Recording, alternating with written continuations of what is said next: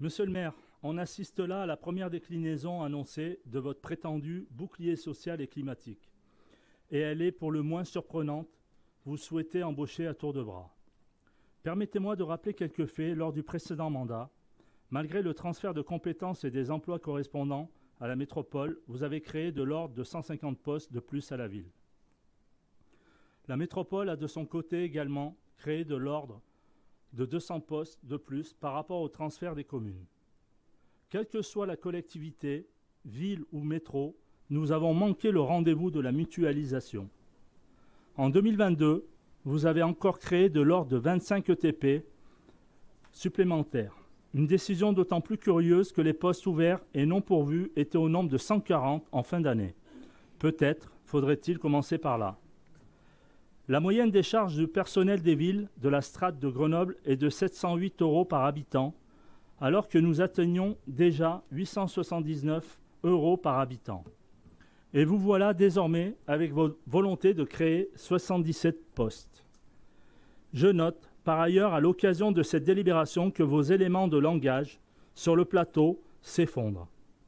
L'adjointe en charge de ce dossier affirmait la main sur le cœur qu'il n'y avait pas de volonté de municipaliser et pourtant, vous assumez bien vouloir reprendre en régie l'équipement, ce qui entraînera des créations de postes supplémentaires. L'association en charge faisait un travail considérable, reconnu à sa juste valeur par les habitants, mais elle était sans doute trop indépendante et justifiait à vos yeux de creuser les dépenses de fonctionnement de la ville en reprenant la main sur son activité. Non seulement vous ne faites aucun effort pour engager des réformes de structure et réduire le poids de la masse salariale, mais en plus vous assumez de l'alourdir. Ne nous racontons pas d'histoire. Vous n'améliorerez pas le service rendu aux Grenoblois, ou alors, ici et là, ponctuellement à la marge. Car toutes ces créations, depuis des années, n'ont rien amélioré à la situation de la ville. Vous entendez les critiques des Grenoblois, tout comme nous.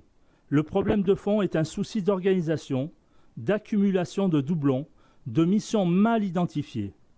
Pas un problème de nombre d'agents. Vos amis de l'ADES aiment d'ailleurs rappeler régulièrement que la masse salariale de la ville avait atteint un plus bas historique sous les municipalités Carignan. Effectivement, et nous le revendiquons, je vous mets au défi de trouver un Grenoblois qui pourrait affirmer que le niveau de service était moindre à l'époque. Nous vous avions proposé à l'occasion du vote de budget le lancement d'une procédure d'identification de tous les doublons de services, ville, métropole, d'un plan de mutualisation des services et la mise en place d'une gouvernance unique par mission entre la ville et la métropole. Vous avez refusé ces propositions et nous le déplorons. Car en réalité, il est possible de faire beaucoup mieux avec moins.